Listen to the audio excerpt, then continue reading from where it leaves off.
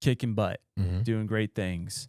And then here comes, what's his face? Emperor Diocletian. Terrible emperor. Just a huge persecutor of the Christians. Mandating sacrifices and burning of incense to the Roman gods. So he fled to the mountains and basically became like the first desert father, like one of the first desert fathers, like became a monk, lived there for several years. But then he received, they say either a dream or a vision that Jesus Christ appeared before him and said, "Go forth and confess my name before men, and you will receive the crown prepared for you."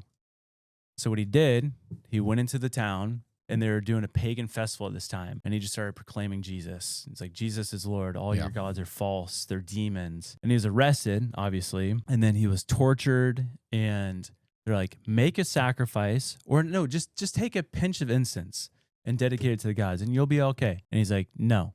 And so they behead him. Nice. Done. Became a martyr. Yeah.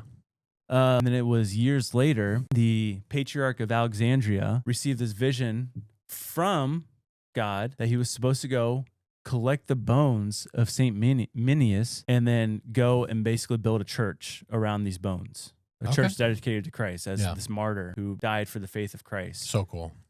And so he goes, he finds where the bones are, puts them on a camel, he's bringing it, and the camel just stops in the desert and just sits. And the camel refused to get up. He's like, okay, well, maybe this is where God wants me to put the bones. So he buried the bones, built a shrine around it. They built this little church around it.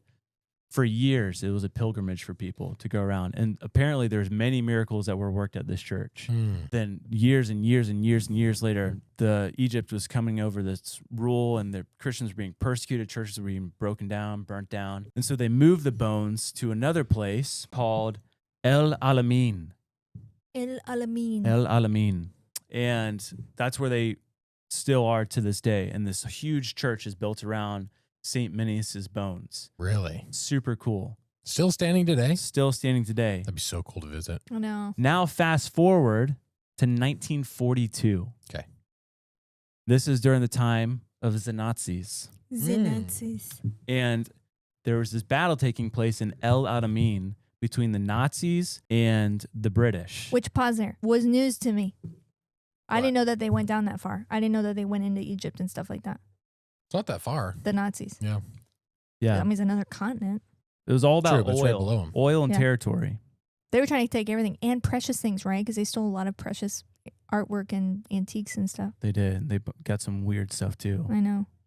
But El Alamein mattered because it was the last defensible choke point before Cairo, before the invasion of Cairo, taking over Cairo. It was at risk if the Nazis took it over with all this rich oil that the Nazis would have obtained. And basically, whoever won this battle at El Alamein would just shifted everything. Held control, yeah. Yeah. Yeah. And it was the second day of the battle. The Nazis were gearing up to go attack the British. All the troops got up and they started marching forward.